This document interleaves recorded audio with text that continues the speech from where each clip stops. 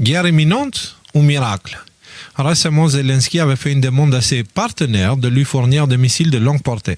On avait vu ensemble que ces missiles ne pouvaient servir que pour attaquer le territoire russe.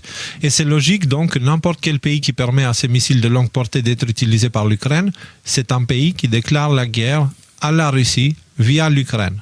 Pardon pour l'erreur. Et donc on a cette vidéo-là où Poutine le dit clairement. Si un pays autorise l'utilisation de missiles longue portée par l'Ukraine, ça sera une déclaration de guerre contre la Russie. Donc, ce sont les mots de Poutine. Okay? Donc, vraiment prendre à la légère parce que là, on parle de déclaration de guerre. Et on avait dit tout ça. Alors, il y a autre chose à prendre en compte, c'est que l'article 5 de l'OTAN lie les pays membres à une défense commune.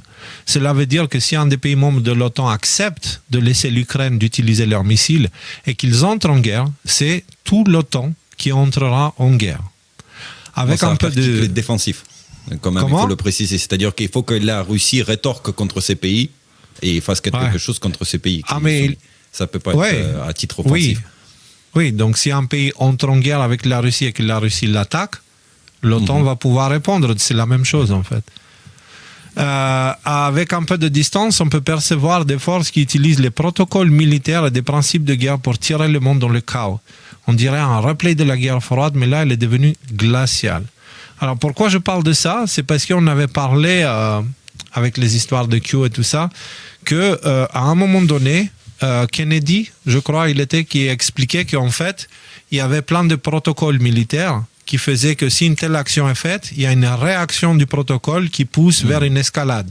Okay? Et donc, du coup, à l'époque, il disait qu'il y avait une force qui appuyait tous les boutons pour déclencher une guerre protocolaire. C'est-à-dire, c'est même pas un humain qui le décide, c'est le protocole en soi. Actuellement, c'est exactement ce qu'ils sont en train de faire encore une fois. C'est-à-dire, dès qu'ils voient qu'il y a une ligne rouge qui est posée par la Russie, la première chose qu'ils vont faire, c'est la dépasser. Et toujours dans l'objectif de dire après, méchante Russie, voilà. Pourquoi je dis ça? C'est parce que Poutine était clair et ça se comprend. Si l'Occident donne des missiles à l'Ukraine et l'Ukraine les utilise pour attaquer la Russie, ça ne sert à rien que la Russie attaque l'Ukraine pour ça, parce que tant qu'il y a des missiles qui arrivent, il y aura des missiles qui tombent en Russie. Donc ils vont, plutôt que d'attaquer le proxy, ils vont attaquer la source du problème. Ça paraît évident. Okay? Et regardez ce qui s'est passé. Je crois pas plus tard que le lendemain, on a eu le crétin qui fait des trous dans l'eau, là. Long-range missiles deep into Russia. How far into Russia? On remet. Vladimir Putin says Russia will be at war with NATO if Ukraine uses long-range missiles deep into Russia.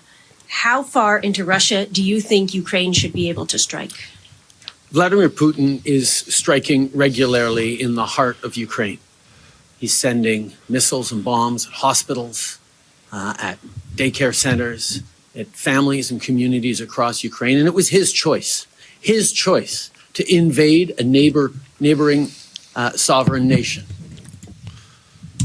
Sauf ce qu'il oublie de dire dans ce cas précis, c'est tous les partenariats entre l'Ukraine et l'Occident et les pays de l'OTAN, et au niveau de l'armement et au niveau des différentes signatures de différents accords et qui ont été faits, qui donnaient vraiment un pouvoir dangereux pour l'Ukraine, et que c'est l'Occident qui a poussé dans cette direction. Ça, il oublie de le dire. Il oublie de dire que la Russie a déclaré une guerre pour empêcher un désastre en Russie, un désastre qui semblait inévitable avec tous les accords qui étaient signés entre l'Ukraine et les Occidentaux, qui pratiquement faisaient de l'Ukraine une sorte de pays-État membre de l'Union européenne, de l'OTAN, de l'UE et tout ça. Officieusement, pas officiellement. De l'Occident contre la Russie. C'est ça. Et d'ailleurs, si Lucien Cerise a pu le prédire, je crois en 2015 ou un truc comme ça, ou en 2016, qu'en 2022, certainement, on arriverait à un conflit ouvert, juste en regardant les documents et cette intégration que l'Ukraine faisait avec l'OTAN, ça veut dire que c'était prévisible. Et ça veut dire, encore une fois, que c'est une guerre protocolaire, c'est-à-dire qu'il y a une force qui voit où sont les boutons qui déclenchent une escalade, et du coup, ils vont aller appuyer tous ces boutons-là des deux côtés. Donc, his choice to start this conflict. Blablabla, ta gueule. But he won't do that. Ukrainians have around where. Bref, en gros, il dit on devrait absolument permettre à l'Ukraine d'utiliser les missiles de longue portée. Donc lui, concrètement, il appelle pour la guerre avec la Russie. Ok. Bon, vous Canadiens qui nous écoutez, voilà, c'est vous qui l'avez mis en pouvoir ou votre système corrompu qui l'a mis en pouvoir. Vous savez à qui vous avez affaire et bon courage pour la suite parce que voilà. Je pense pas que le Canada est en risque avec la Russie. Je pense que c'est plutôt la Chine qui regarde avec les yeux doux le Canada. Mais bon, ça c'est une autre histoire. Alors, évidemment, écoutez, comment ils sont mesquins. Je vais sortir carrément l'article parce que vous allez voir. Tu as un article qui parle de l'Ukraine. En direct, guerre en Ukraine, Volodymyr Zelensky prévoit de présenter un plan de victoire. Plan de victoire carrément. Donc, pensée miroir. S'il dit plan de victoire, c'est plan de défaite totale. Et blablabli, et blablabla, et une tonne de trucs, et une tonne de choses qui servent à rien, et des annonces, et des conneries, et des choses inutiles. Et là, à un moment donné, le point sur la situation, je dis à 21h. Donc, c'est l'essentiel d'hier. À 21h, on lit blablabla. Et là, le Parlement européen appelle les États membres à lever immédiatement les restrictions sur l'utilisation des systèmes d'armes occidentaux fournis à l'Ukraine contre des cibles militaires légitimes sur le territoire russe, selon une résolution adoptée jeudi en séance plénière à Strasbourg. Et il y a notamment von der Leyen, donc on a vu ces liens avec tout ce qu'on a abordé dans les séries Révélations. Elle a insisté sur ça. Elle a dit on devrait laisser et puis allons-y, faisons-le. Donc ça veut dire concrètement, s'ils font ça, ils viennent officiellement de déclarer la guerre à la Russie. Donc c'est pour ça que je dis guerre après, ou miracle. Et d'ailleurs, ce que je veux dire, c'est qu'il serait intéressant de prendre du recul par rapport à tout ça. C'est extrêmement cohérent finalement. On l'avait dit, ça fait des mois qu'on le dit, ça fait même des années qu'on le dit. Plus on va se rapprocher d'élections, plus la tension va monter. Cette élection, ils ont essayé d'assassiner Trump 2 fois. On en a parlé. Au niveau des sondages, c'est catastrophique. Kamala Harris. Enfin, je veux dire, puis tout un tas de détails qu'on abordera un petit peu plus tard. Mais le fait que plus on s'approche de l'élection, plus les tentatives deviennent désespérées de l'État profond pour que cette élection soit n'ait pas lieu, soit pour tuer Trump, parce que cette élection, ils ne peuvent décemment pas la gagner. Et Trump semble être quand même bien déterminé à pas laisser la triche se reproduire une deuxième fois. Donc une guerre mondiale, c'est quand même c'est le fameux précipice dont on parle depuis 4 ans. Ce que je veux dire, c'est que rien de nouveau sous le soleil. Moi, ce que j'aimerais pas, c'est que quelqu'un regarde cette émission et qu'il en ressorte stressé. Oh là là, mon Dieu, on est au bord de la troisième guerre mondiale. La position que nous, on est au bord de la troisième. C'est pas on est au bord, c'est que la troisième guerre mondiale a déjà commencé. C'est juste, elle est de nature informationnelle pour l'instant. Et les entités qui se battent en ce moment, il y en a une qui cherche à se défendre et à protéger ce qui est protégeable, si je peux dire ça, et il y a l'autre force qui cherche à tout faire pour déclarer une guerre. Et ils sont sur tous les fronts. Ils sont sur Kosovo-Serbie, ils y sont à fond. D'un côté, c'est l'OTAN qui pousse contre la Serbie, de l'autre côté, c'est la Russie qui défend la Serbie. Et voilà, ils sont à fond. Ils sont à fond au Moyen-Orient avec Israël, la Palestine, l'Iran, le Hezbollah et toutes ces choses-là qui ont commencé à faire là-bas. Ils sont à Taïwan. C'est aussi un peu... Il y a plein d'endroits où ça chauffe sévèrement. Et donc, oui, on est au bord d'un conflit. Rudy, c'est pas parce qu'on est conscient d'un certain plan que ça veut dire qu'il faut qu'on lui accorde l'autorité. Tu vois? Non, mais absolument. Il s'agit pas dans ce cas précis, nous sommes au bord du précipice. Il y a déjà des têtes qui sont tombées. Et donc la question, c'est est-ce qu'on va tous tomber ou pas? Tu vois? Mais le précipice, il faut qu'on le voit. Et là, on est en train de le voir. C'est vraiment, techniquement, ils sont en guerre maintenant, la Russie et l'Occident.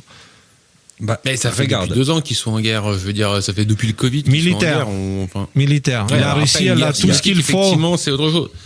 Moi, je ne serais pas surpris de voir des explosions, un événement militaire majeur entre maintenant et novembre. Alors, on voit des champignons nucléaires ou des choses comme ça. Ce serait pas surprenant. Après, prions pour que ce soit pas sur des populations civiles. Moi, mon point de vue, c'est qu'en fait, rien n'a changé depuis 2 ans qu'on en parle. On savait qu'on en arriverait là. Oui. Enfin, ça a changé qu'il y a 650 000 hommes ukrainiens au moins, qu'il y a beaucoup de soldats russes qui sont morts aussi, Il y a les pays occidentaux qui sont fauchés financièrement parce qu'ils ont mis tous leurs petits surplus et leurs bonus, ils l'ont envoyé en Ukraine, selon ce qu'ils disent, hein, c'est même pas nous. Donc non, il y a beaucoup de choses qui ont changé. L'Europe va beaucoup moins bien. Elle est dans une position vraiment de merde où il semblerait que les forces qui protégeaient l'Allemagne, en l'occurrence, ils sont en train de la lâcher. Donc il y a un conflit interne maintenant dans le même camp entre l'Allemagne et États-Unis. Ils se jettent un peu la balle. Non, c'est l'Allemagne, non, c'est les USA, non, c'est Zelensky, blablabla. Il y a énormément de choses qui ont changé. La seule chose qui n'a pas changé, c'est qu'on n'a pas encore vu de missiles. Mais nous, en France, on ne peut pas parler pour tout le monde. Va dire aux Ukrainiens s'il y a quelque chose qui a changé en 2 ans. Ils vont te dire, ah oui, il y a beaucoup qui a changé. C'est un génocide qui a eu lieu. Tu vois ? Et puis, je sais pas si ça y est dans ton article, regarde un peu les tendances. Là, j'ai appris la nouvelle aujourd'hui. L'Union européenne a créé un nouveau poste de commissaire à la défense européenne. C'est en gros le ministre de la Défense européenne. Et le premier mec qu'ils vont nommer là-dessus, c'est un politicien lituanien. Et ce qu'il faut penser, tu vois, dans la logique, c'est que les Lituaniens, bon, tu as fait des émissions sur la Prusse, tu sais les liens qu'il y a entre les pays baltes, etc. Ouais. Objectivement, quand tu regardes la Lituanie, c'est un pays qui n'a pas d'armée, d'accord ? Il y a un tank, non, il n'y a même pas un tank, il y a 3 mecs et un chien, voilà, c'est ça leur armée. Donc ça veut dire que le mec n'est pas compétent. Par contre, idéologiquement, la classe politique lituanienne, c'est la classe politique la plus anti-russe, la plus radicalement anti-russe que tu peux trouver dans le monde. Donc en fait, ils signent en fait ce qu'ils sont en train de faire. Et en même temps, l'Union européenne, elle appelle à ci, elle appelle à ça, elle fait ci, elle fait ça. Ouais. Et qui c'est qui va faire le premier pas ? Qui c'est qui va donner les autorisations ? Même les pays qui n'ont même pas les armes en fait pour frapper à l'intérieur de la Russie. Les mêmes Estonie, les mêmes Lituanie, les mêmes machins.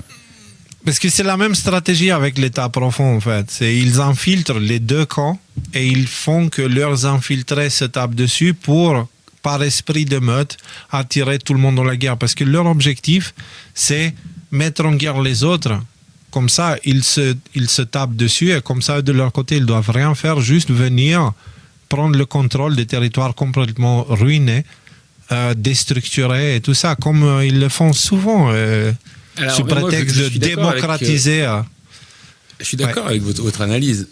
Mon point, simplement, sur lequel je ne sais pas, je me suis peut-être mal exprimé, c'est que les provocations contre la Russie et contre Poutine, ça fait quand même un moment que ça dure. Je pense que Poutine a montré qu'il avait compris exactement ce qui se passait au niveau du jeu. Arriver jusque-là pour déclencher 2 mois avant un changement politique majeur qui va affecter notamment les États-Unis et la base américaine de l'État profond et qui aura des ramifications sur le monde, ce serait quand même un mouvement d'échec qui serait très très bizarre de la part de Vladimir Poutine. Je peux te donner un scénario. J'ai une question, Rudy, parce que justement, il y a cette idée maintenant qu'il faut qu'on prépare. Imagine, demain, le 3e tentative d'assassinat de Trump, il a réussi. Pas seulement ça, mais dans les prochaines élections, ce n'est pas Trump ou les républicains ou un truc comme ça qui gagne, c'est Kamala ou celui qui va la remplacer qui gagne. Même si c'est les républicains. Et il n'y a plus de Trump. Tu fais quoi ? Moi je continue à faire ce que je fais, c'est-à-dire je me mets dans mon coin et je continue à prier et puis à espérer que ça se passe quoi. Je dis ça simplement pour qu'on soit clair, de faire attention de ne pas poser nos espoirs sur des choses qu'on ne contrôle pas. Ça ne sert à rien. C'est dangereux. Donc, non, mais nos craintes non plus. Ne posons pas nos craintes et commençons pas à nous faire ah là là mon Dieu on va tous crever. Regarde la Russie, regarde. C'est moi il est là mon message. Donc je pense qu'en fait on a le même message toi et moi. On a le même message, c'est juste en fait il y a cette idée avec l'idée du plan et tout ça qui fait qu'on ne prend pas assez au sérieux ce qui est réellement en train de se passer parce que c'est en train de se passer.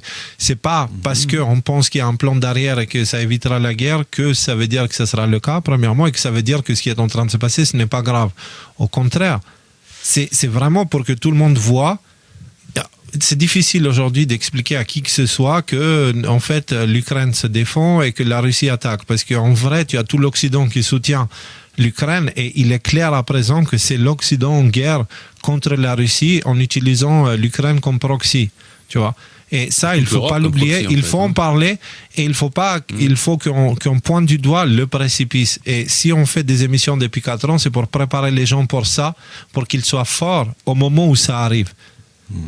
Pas pour leur donner l'impression qu'il n'y a rien de grave qui va se passer, parce qu'en ce moment, je vois aussi beaucoup d'idéologie, de nouvelles théories, de nouvelles hypothèses, etc., qu'en fait, il ne va rien se passer, puis on va regarder l'actualité comme un épisode de Netflix, en se grattant les testicules avec du popcorn.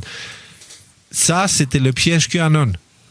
Ça, c'était le piège QAnon, et je parle bien de QAnon, et pas de l'opération militaire Q, parce que ce sont deux choses qui n'ont rien à voir. Okay? Et donc, du coup, voilà, si tu dis à tout le monde qu'il n'y a rien qui va se passer, et tu as le précipice qui est là, même s'il est pour réveiller tout le monde et que les gens ne s'y attendent pas à ce qu'il y a quelque chose comme ça qui se produise, au moment où ça arrive, ils paniquent et c'est toi qui deviens leur ennemi. Parce qu'ils disent, mais Rudy, tu m'as dit qu'il n'y aura pas de guerre et c'est de ta faute et maintenant je suis comme ça et si je ne me suis pas préparé, c'est à cause de toi. Tu vois ce que je veux dire? C'est une grande responsabilité, j'ai réalisé avec le temps. Tu vois ce qu'on fait? C'est pour ça que je le prends très au sérieux. Je préfère dire l'actualité comme elle est et on a déjà dit tout ce qu'il faut sur le sujet. Ceux qui ont écouté, ils ont écouté. Ceux qui n'ont pas écouté, on espère qu'ils vont trouver un moyen de comprendre ce qui se passe. Et voilà. Mais dans l'état actuel des choses, je pense qu'il est plus prudent de voir les choses pour ce qu'elles sont, plutôt pour que ce qu'on aimerait qu'elles soient, ou que ce qu'on croit qu'elles sont. Tu vois ce que je veux dire? Ok. Alors actuellement, rencontrons-nous au milieu du chemin, c'est-à-dire faire preuve d'un optimisme bené et croire que tout va bien en ce moment, c'est faire preuve d'un aveuglement total. Je suis complètement d'accord avec toi. Dans cette situation et avec toutes les 4 ans qu'on vient de passer derrière, je pense qu'il est aussi très contre-productif de se faire un ulcère à l'estomac en restant le nez collé sur ce genre d'actualité. Voilà. Je pense qu'on peut être tous les trois d'accord sur... Voilà, et qu'il existe des solutions. Et ouais, comprendre les enjeux et surtout comprendre que les solutions existent et elles impliquent des actions individuelles. Changer nos vies pour se préparer pour ce qui arrive. Et parce que ça va arriver, c'est inévitable, il y a un moment donné où tu auras besoin de trouver un moyen de te nourrir autrement qu'en allant au supermarché, parce que d'ici pas très longtemps, il n'y aura juste plus de supermarché. C'est aussi simple que ça. Donc, c'est ça qu'il faut faire, il faut se préparer. Si tu dis à l'autre qu'il n'y a rien qui se passe, il n'y a personne qui va se préparer, vraiment. Et donc, moi, je dis juste, voilà, ça va être galère. Ceux qui seront prêts, ceux qui auront fait les actions nécessaires pour se préparer de tout ça, qui seront renforcés psychologiquement, spirituellement et physiquement, ceux-là, ils vont le traverser sans le moindre problème. Mais si on ne fait rien et on continue à vivre comme on vivait avant le Covid et tout ça, c'est sûr qu'au moment où ça va arriver, il va falloir changer beaucoup de choses en très peu de temps. Et il y a moyen qu'il y ait de la panique qui intervient et tout ça. Donc, on est là pour préparer les humains à être plus forts dans une période qui va être difficile. Mais pas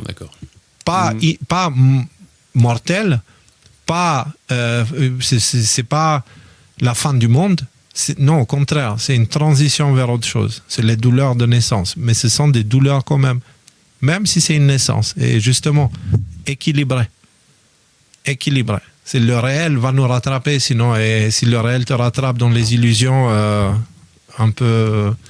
Tu vois, on a fait ça dans le passé. On est tombé aussi dans le piège. Immédiatement, on s'est fait entourer par les QAnon qui nous ont dit plein de choses, tu vois.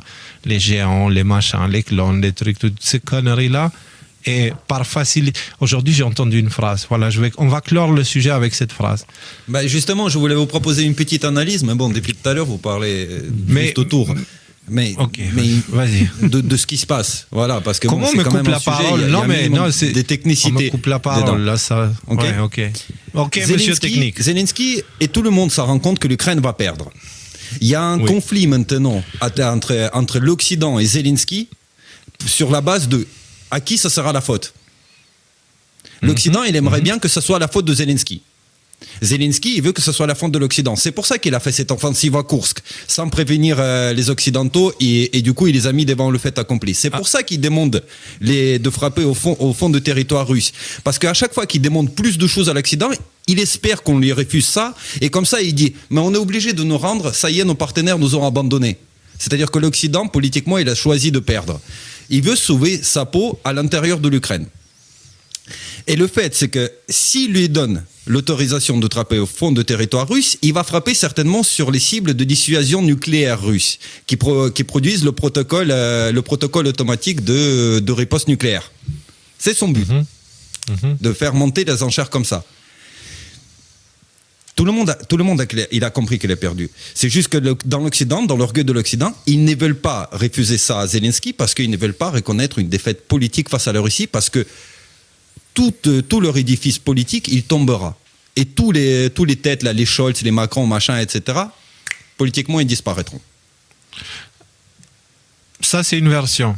C'est une version dans laquelle Allemagne et OTAN œuvrent ensemble. Moi, ce que je suis en train d'observer ces derniers temps, c'est l'Allemagne veut mettre la faute à la CIA avec les déclarations qu'ils ont faites. Ils ont tout dévoilé, en fait. Ils ont révélé les Nord Stream, c'était les Ukrainiens à l'aide des Américains et des Anglais. OK? Ils ont révélé donc, ça. Voilà. Et la CIA, de leur côté, ils disent non, c'était des milliardaires bourrés sur un yacht. Donc, moi, je vois maintenant trois forces. C'est-à-dire, je vois la force qui avant été unie pour soutenir l'Ukraine, qui se divise justement pour partager la responsabilité. Ce que tu viens de dire. Mais je ne vois pas juste quand Zelensky est État profond et Russie. Je vois deux camps ici et un là. Il y a une division non, au mais sein de Nicolas l'État dit la même profond. chose. Il t'avait dit, il voyait Zelensky et l'Europe d'un côté contre la Russie de l'autre côté. Moi, en ce qui me concerne, puisqu'on est dans les hypothèses, moi, ce que je vois, c'est que tout à l'heure, on va parler du sujet Puff Daddy, qui a déjà des conséquences énormes. Qui a déjà des conséquences énormes sur la sphère politico-entertainment médiatique, bref, sur les puissants de ce monde. Si, à un moment donné, toi, tu es un de ces puissants de ce monde, avec un bunker de 600 mètres carrés et 10 ans de nourriture lyophilisée planquée là-dedans, et qu'on est sur le point de révéler que tu as traîné dans des affaires que tu n'aurais vraiment pas dû traîner dedans, genre avec des crimes sexuels vraiment dégueulasses comme ils sont en train d'être révélés aujourd'hui, je pense que tu n'en as plus rien à foutre, en fait, de déclencher une guerre mondiale ou quelque chose comme ça. Ils sont en mode, on veut sauver notre peau. Donc moi, j'ai l'impression qu'on va aller, plus on va se rapprocher des révélations, des arrestations dont le sujet qu'on va aborder dans une minute apparemment. Moi, je pense plus on va aller vers une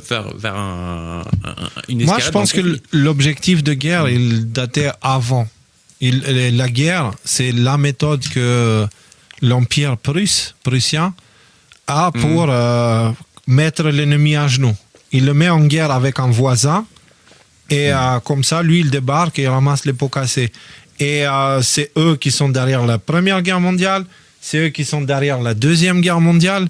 C'est eux qui sont aussi derrière la Troisième Guerre mondiale. Donc, je suis d'accord avec toi, Léo. Et il y aurait, peu importe Trump ou pas Trump, ou peu importe ce qui aurait passé, on le sait d'ailleurs, selon les postes de Q et tout ça, que dans l'opération qu'ils ont pour mettre la main sur le monde, il y avait une question de guerre. Tout à fait. Tout à fait. Voilà. Je pense que ce qui est inédit dans la situation actuelle, c'est que ces puissants, là, cette marionnette, là, ces marionnettistes invisibles dont on parle depuis 2-3 émissions, puis même depuis plus longtemps que ça, c'est la première fois que leur tête, elle est aussi proche du bio, en fait. Dans la Deuxième Guerre mondiale, effectivement, les deux camps alliés des forces de l'Axe ont été financés par les mêmes forces, mais ces forces-là, à ce moment-là, ils étaient en train de boire du champagne dans leur tour de cristal, quoi. Maintenant, ces forces-là, on est en train de dire « Hey, on a des vidéos de vous en train de faire des trucs que vous ne devriez pas faire. Ces vidéos, elles sont dans des mains que vous ne devriez pas avoir. Ouais, et puis, elles vont bientôt être révélées. » Le contexte est différent. Et justement, dans les épisodes suivants, on va faire une analyse précise de la nature de l'ennemi invisible. On en parle vite fait ce soir. Mais si on va plus en profondeur, on va voir comment ça fonctionne. Et on va voir justement tout ce que tu dis, comment ça s'imbrique. Juste avant de finir le sujet, donc Maria Zakharova, qui est on va dire la porte-parole du ministère des Affaires étrangères, elle a dit « L'OTAN joue avec le feu en autorisant l'Ukraine à frapper profondément le territoire russe avec des missiles occidentaux. Stoltenberg, sur le départ, balance des absurdités en affirmant que cela ne mènerait pas à une guerre avec la Russie. Mais la réalité est simple. Toucher la Russie, c'est provoquer un conflit d'ampleur mondiale. L'Occident a perdu tout sens des réalités et l'escalade pourrait coûter très cher à tous. » Alors, ils ont perdu tout le sens de réalité. Les élites, c'est sûr. C'est pas fini parce que ça, justement, vous le trouverez nulle part ailleurs. Des portions de 3 unités de l'armée de terre américaine ont été déployées sur l'île de Shemya, au large des côtes de l'Alaska. Okay? c'est là, le petit point rouge ici sur la carte. Thierry, l'autre caméra, s'il te plaît, voilà. Donc, vous avez ici les États-Unis, le Canada là-haut, et là, c'est l'Alaska. La ligne ici, c'est la frontière entre les eaux plutôt côté russe ou plutôt côté américain, canadien. Et regardez où elle est, l'île. Elle est plus proche des terres russes que des terres d'Alaska. Et donc, qu'est-ce qu'ils ont été faire là-bas? Ils ont envoyé des portions de 3 unités de l'armée de terre en réponse aux récentes missions aériennes et maritimes russes et chinoises dans la région arctique. Alors que le nombre d'exercices hostiles augmente autour de l'Alaska et dans toute la région, y compris la patrouille de bombardiers conjointe russo-chinois, c'est un détail important, de juin, l'opération sur l'île de Shemya démontre la capacité de la division à répondre à des événements dans l'Indo-Pacifique, blablabla, avec une force prête et létale en quelques heures, a déclaré M. Hilbert, blablabla, blablabla. Les troupes déployées comprennent des unités d'Elmendorf-Richardson et de Fort Wainwright, la garnison la plus septentrionale du 11e régiment aéroporté, ont indiqué des responsables de l'armée. Les forces comprennent un système de roquettes d'artillerie à haute mobilité, connu sous le nom de HIMARS, qui tire des missiles balistiques. La Space Force exploite également un radar à longue portée à la base aérienne de Erickson sur l'île de Shemya. Ce radar est principalement conçu pour détecter et surveiller les lancements et les essais de missiles ICBM russes, chinoises et autres. Et ça nous vient d'un site de l'armée américaine, on va dire, un truc qui parle de l'armée américaine. Et donc, ça veut dire les États-Unis... Oui. C'est-à-dire que je n'avais pas connaissance de cette information, donc effectivement... Là, pas grand monde, ouais. Que ça chauffe. Par contre, ce qui me surprend, c'est cette référence à l'Arctique, parce qu'il me semble que Poutine a fait aussi une référence à l'Arctique il y a quelques jours. Nico, est-ce que tu as vu passer ça? Il y va la référence de Poutine, qu'est-ce que l'Arctique vient faire au milieu de tout ça, et puis ça qui revient encore au milieu. J'ai l'impression, j'ai comme le feeling qu'il y a quelque chose à comprendre par rapport à ça. Moi, j'en parle parce que tout le monde parle de ce que la Russie fait au niveau des attaques, mais au niveau, faut pas oublier que la Russie, elle a aussi une frontière de l'autre côté, direction Est, et c'est une frontière directe avec les États-Unis. Alaska, c'est un des États des États-Unis. Ouais. D'accord? Donc, les États-Unis et la Russie, ils ont une frontière directe. Et cette frontière directe, elle est en train de partir en vrille aussi. Donc, on voit cette situation-là, et Rudy, juste pour répondre à ton truc, si en effet tout ça c'est un film, ça fait de nous des acteurs. Et si nous on ne joue pas notre rôle, ça ne sert à rien ce qu'on fait là. On fait du spoiling. Et l'idée c'est que ce soit QAnon ou l'opération militaire Q, les deux sont des psyops. Elles sont là pour manipuler les gens. Ce soir, vous allez le voir plus que jamais à quel point l'opération Q est une psyop et à quel point Trump, c'est un chef d'orchestre psyopiste à fond la caisse. Il ne faut pas oublier toutes ces choses-là. Donc, qu'est-ce qui va se passer? On ne sait pas. Mais ce qu'on sait avec certitude, c'est que la peur n'a jamais résolu aucun problème et que si on ne change rien dans nos vies pour venir vers quelque chose de plus naturel, eh ben, voilà, au moment où ça arrivera, ça sera un peu difficile, mais pas insurmontable dans tous les cas.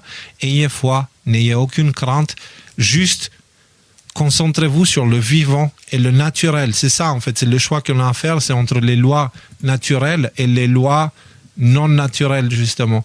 Et avant de passer à un autre épisode, justement, j'ai une manière d'illustrer ça, parce que j'étais chez les moutons, et là-bas, il y a des arbres fruitiers.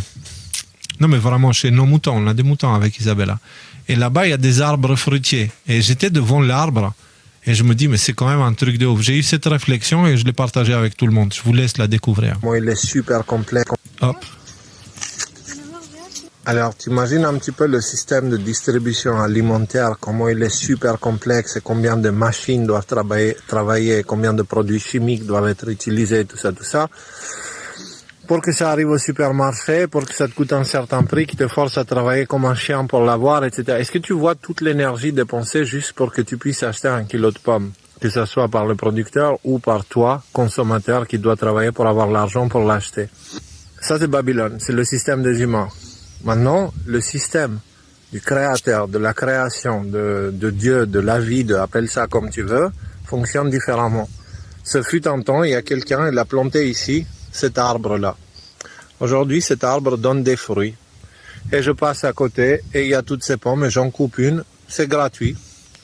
Il n'y a pas de travail à faire, il y a juste ramasser la pomme et la manger directement. En termes d'énergie dépensée pour avoir la même chose, c'est pas la même histoire. Hein. Donc ça, c'est Dieu. Hein, tu plantes un arbre et il te nourrit pendant plusieurs générations. Donc c'est l'abondance. Le système des humains, c'est le contraire. C'est le manque. Hein. C'est les pénuries, c'est l'absence, c'est la rareté, c'est toutes ces choses-là. Donc, à vous de voir lequel des deux systèmes vous choisissez pour l'avenir. Pour moi, c'est ça le véritable choix. Précipice ou pas, c'est ça.